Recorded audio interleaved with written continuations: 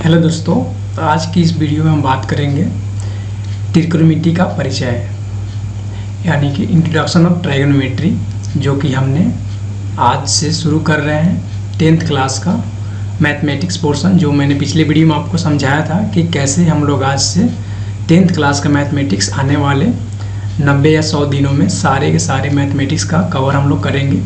जो पिछले वीडियो में हमने पूरे इंट्रोडक्शन के माध्यम से समझाया था कैसे हम लोग बात करेंगे कि 10th के सब्जेक्ट मैथमेटिक्स को कैसे हम लोग कवर करेंगे 90 से 100 दिनों में। ठीक है, तो हम शुरू करते हैं त्रिकोणमिति चैप्टर से। चैप्टर नंबर 8 है, जिसका त्रिकोणमिति का शुरुआत कैसे होता है और कैसे इसके बारे में समझाया जाता है, जो कि आपके बुक में भी समझाया गया है। हम उसी के माध्यम से बात करेंगे। तो आप देख सकते हैं आपके सामने ये हिंदी PDF है, जिसमें आपको बात किया गया है त्रिकोणमिति का परिचय। और सेकेंड देखिएगा तो यहाँ पे है कि इंट्रोडक्शन टू ट्राइगोनोमेट्री।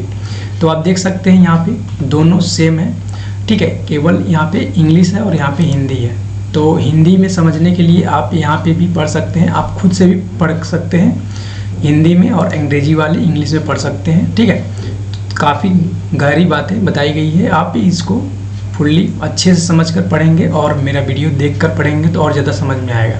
मेनली मैं बात करूँगा, क्योंकि पढ़ने के लिए आप भी पढ़ सकते हैं, तो मेनली मैं बात करूँगा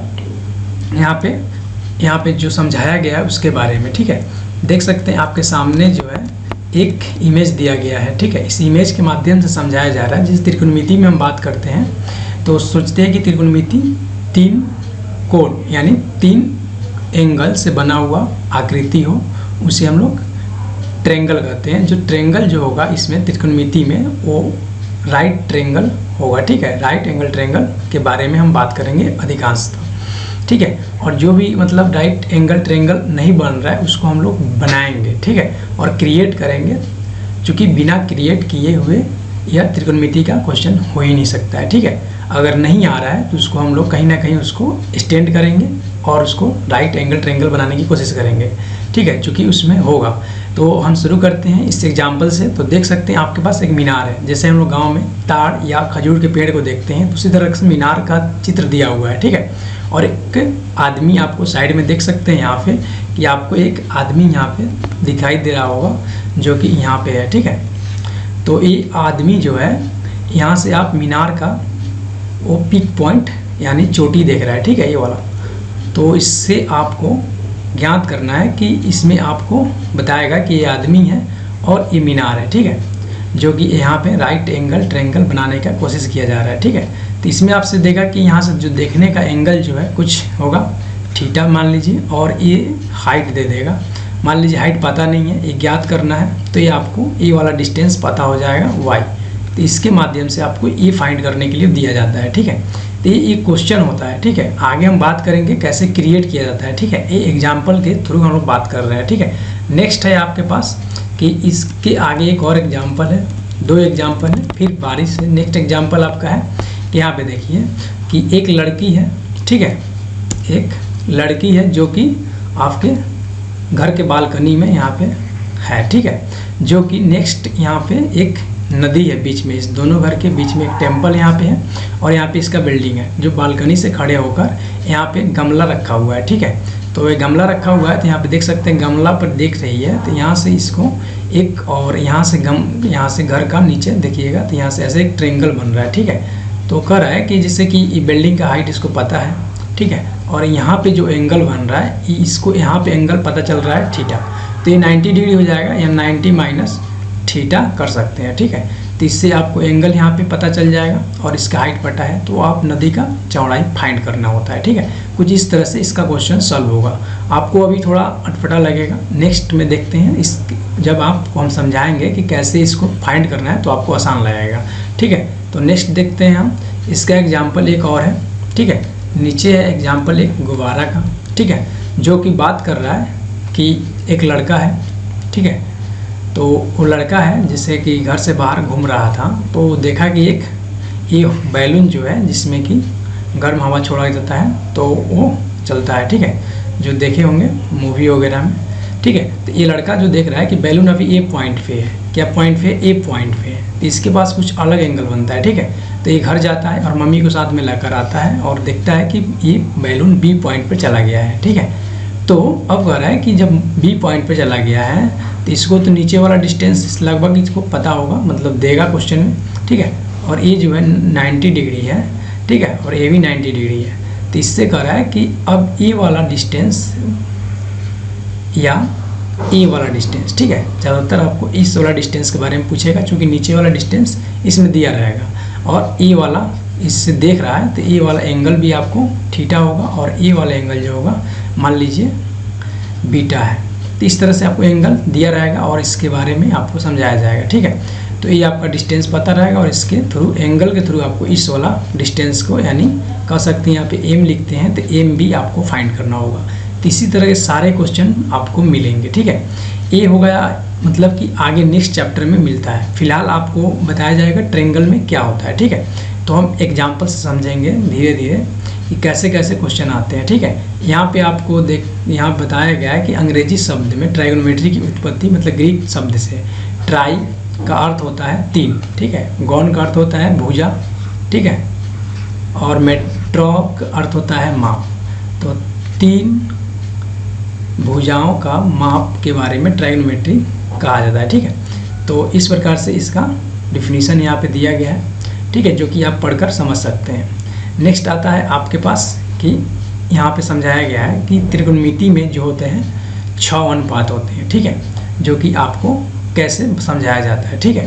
तो मान लीजिए आपके पास यहाँ पे एक राइट एंगल ट्रायंगल है, ठीक है, इसमें 6 ही रेशियो क्यों होते हैं आपको ये समझ में आ जाएगा। देखिए मान लीजिए ए बी और सी है, ठीक है, ये हो गया। अब देखिए ए वाला भुजा है और ए वाला भुजा है और ए वाला 3 भुजा है, ठीक है। तो इसका ए बी में अगर हम डिवाइड करें ए बी में, तो बी सी से डिवाइड कर सकते हैं और फिर क्या एक हम डिवाइड कर सकते हैं ए बी में किस सी से, ए सी से, ठीक है। तो ये हो गया।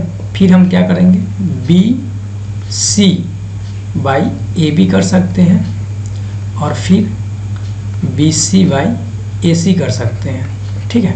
फिर क्या करेंगे, मान लीजिए ए सी है, इसको भी हम भाग कर सकते हैं ए बी से, ठीक है, और फिर ए सी जो है उसके बाद बी सी से डिवाइड कर सकते हैं। इस प्रकार से देख सकते हैं 6 आपको होगा, 2 यहाँ पे है, 2 यहाँ पे है और 2 यहाँ पे है। यही 6 आपको रेशियोज हो जाएंगे, ठीक है। टोटल कितने हो जाएंगे 6।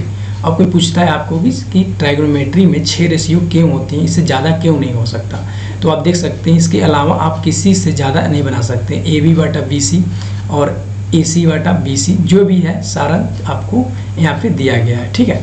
तो ये 6 आपको रेशियोज मिलेंगे, ठीक है, इन्हीं से काम करना होता है। तो अब इसमें क्रिएट करने का होता है क्या, तो इसको देख लेते हैं। जैसे आप मान लीजिए कि इसमें 6 रेशियो होते हैं, जैसे यहाँ पे हम लिख रहा हूँ साइन, कॉस, टैन और यहाँ पे हो गया कॉट, सेक और कोसेक होते हैं, ठीक है। ये हो गए 6, 1 2 3 4 5 6। अब इसके बारे में हम देखते हैं कि कैसे कैसे रेशियोज क्रिएट होते हैं, ठीक है। तो नेक्स्ट में देख रहे हैं हम यहाँ पे, आइए। तो मान लीजिए यहाँ पे हम बात करते हैं साइन, क्या था, साइन सी है। तो साइन सी अगर मान लीजिए हम यहाँ पे ए वाला को थीटा मान लेते हैं, तो साइन थीटा इक्वल टू क्या हो जाएगा। तो देखिए यहाँ पे जैसे परपेंडिकुलर होता है, ये वाला पोर्शन परपेंडिकुलर बोला जाता है, इसे पी से डिनोट किया जाता है, छोटा पी से, ठीक है। और ये होता है बेस, इसको बी से डिनोट किया जाता है। ये होता है हाइपोटेनस, इसको एच से डिनोट किया जाता है, ठीक है। तो आप देख सकते हैं जैसे साइन थीटा हो गया, तो इसमें कहा रहेगा आपको कि साइन थीटा जो है इसके सामने वाला कोण, जैसे थीटा है इसके सामने वाला पी परपेंडिकुलर कहा जाएगा, ठीक है, जिससे कि हम इस चित्र से बात कर रहे हैं, ठीक है। तो इसमें आपको थीटा के सामने वाला ही परपेंडिकुलर होगा, क्योंकि नेक्स्ट क्वेश्चन में आपको अलग अलग भाषा में समझाया जाएगा। जैसे मान लीजिए यहाँ पे अगर पहले इसको बारे में हम लोग बात कर लेते हैं, फिर सेकेंड में हम आपको बताएंगे कि दूसरा कोण से कैसे हम लोग मापते हैं, ठीक है। इतना याद रखिए कि जो एंगल देगा आपको साइन के साथ या कॉस के साथ, उसके सामने वाला ही ए वाला पोर्शन आपको परपेंडिकुलर होगा। तो साइन थीटा का वैल्यू क्या हो जाएगा आपका यहाँ पे पी बटा एच। देखिए ए वाला है इसके बाद पी हो गया और ए हो गया एच, ठीक है। अगर इसको डीपली लिखेंगे तो ए बी बाई क्या हो जाएगा यहाँ पे एच का ए सी, ए हो गया आपका रेशियो, ठीक है, यानी कि परपेंडिकुलर सामने वाला, और ए हो गया सबसे बड़ा वाला भुजा, ठीक है। और नेक्स्ट आता है कॉस, ठीक है। कॉस थीटा का देखते हैं तो इसका होता है बेस, यानी जो एंगल है उसके डाउन वाला ए भुजा और ए सबसे लॉन्ग वाला भुजा, तो इसका क्या हो जाएगा बी सी बाई ए सी, ठीक है। इसका हो जाएगा बी बाई एच, ठीक है। अब इसके बाद बात करते हैं टेन का। टेन में ये होता है कि टेन थीटा में आप कह सकते हैं कि ये बोलता है कि ये एंगल के सामने वाला भुजा जो परपेंडिकुलर है ए वाला, ठीक है। तो ये हो गया पी, यानी ए बी, और हो गया ए वाला जो साइड नीचे थीटा एंगल के साइड वाला बेस वाला, तो इसका क्या है बी सी। इसका हो जाएगा क्या हो जाएगा पी परपेंडिकुलर और बी हो जाएगा। ये हो गया 3 रेशियो, ठीक है। अब बात करते हैं 3 रेशियो, ये सारे रेशियो आपको हो जाएंगे, तो ये देख सकते हैं पी बाई एच आ गया, ठीक है, और बी बाई एच यहाँ पे है, और पी बाई बी, ये 3 रेशियो हो गया, ठीक है। अब हम बात करेंगे जैसे कि इसके विपरीत अपोजिट में, तो हम लोग भी बात करते हैं, ठीक है। जैसे कि आप देख सकते हैं ए वाला सारा पी बाई बी और पी बाई एच और बी बाई एच देख लिए। अब इसको रेसिप्रोकल करेंगे, जैसे साइन, जैसे सेक का और टैन और कोसेक, ये 3 बाकी रह गए, ठीक है। तो हम बात करते हैं जैसे कॉट का बाकी था, ठीक है, कॉट थीटा, ठीक है। तो हम बात करते हैं कॉट वाले का। कॉट में हम देखते हैं तो नेक्स्ट देख लेते हैं यहाँ पे, ठीक है। जैसे हम मान लीजिए ए वाला आपका क्या था, यही था ए बी और यहाँ पे सी था, ए राइट एंगल था और ये था आपका थीटा, ठीक है, जो कि यहाँ पे पी था और यहाँ पे एच था और यहाँ पे बी था, जो कि साइन हम लोग फाइंड कर चुके थे। Sine theta is equal to ए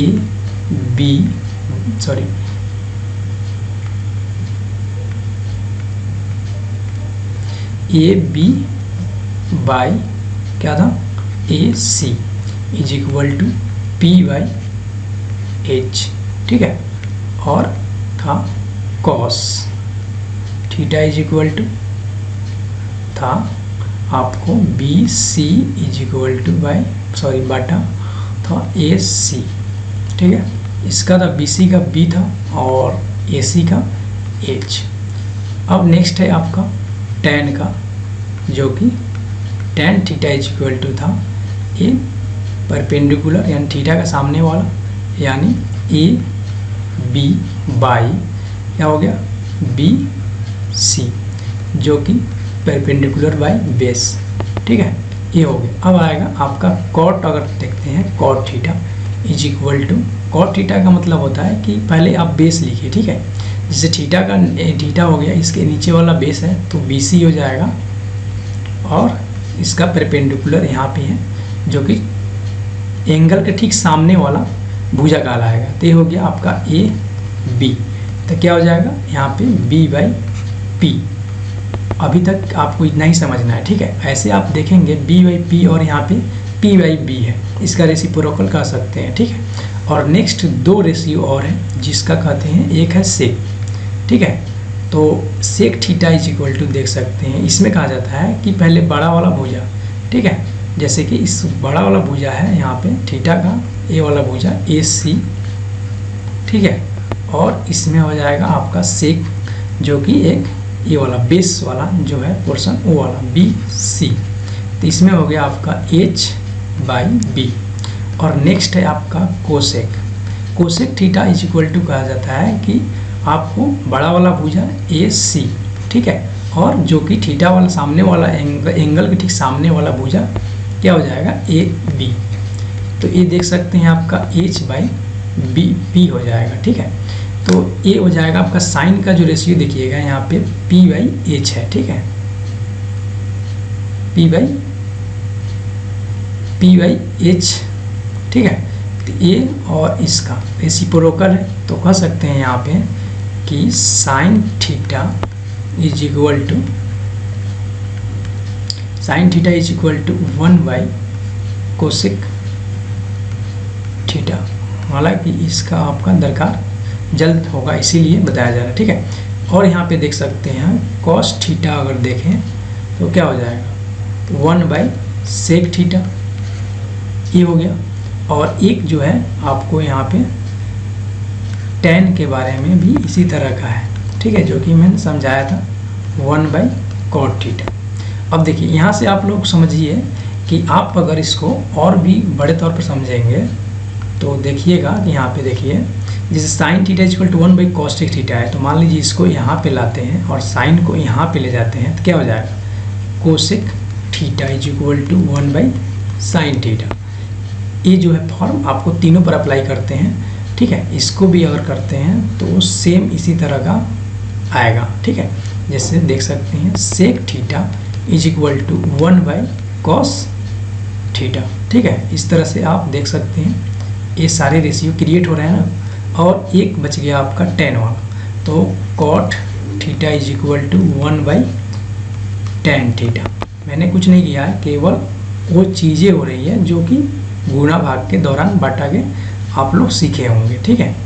तो ये हो गया आपका रिलेशन, जो कि पूरे ट्राइगोनोमेट्री चैप्टर का सबसे बेस यही है, जो अगर आप ये समझ गए तो आपके लिए सारा ट्राइगोनोमेट्री इजी हो जाएगा, ठीक है। अब बात करेंगे एग्जाम्पल के थ्रू, और जो कि एक और ट्रायंगल है, इसमें एक और बेसिक चीज़ है जो कि मैं नेक्स्ट वीडियो में बताऊंगा। क्योंकि इस वीडियो में बात करेंगे तो आपको ज़्यादा आसान से लगेगा कि हार्ड हो जाएगा और समझ में भी नहीं आएगा। तो हम आज इस वीडियो में केवल ही बात करेंगे इस एक कोण के बारे में। चूँकि इंट्रोडक्शन क्लास में अगर एक बार में ज़्यादा कुछ सीखा जाए तो हो सकता है कि मिक्सिंग हो जाएगा और ज़्यादा कुछ समझ नहीं आएगा। तो हम ये वाला एंगल के थ्रू ही सीखने की कोशिश कर रहे हैं, ठीक है। ये एंगल याद रखिएगा कि हमेशा भी नीचे वाला एंगल है, ठीक है, जो कि परपेंडिकुलर है और नीचे बेस वाले लाइन पर ही क्रिएट हो रहा है एंगल, ठीक है। और इसके ठीक सामने वाला परपेंडिकुलर होता है, ठीक है, कभी परपेंडिकुलर खड़ा रहता है, ठीक है। ये देख सकते हैं ये अपना वर्टिकल मतलब खड़ा है, ठीक है, और ये है हॉरिजॉन्टल, ठीक है।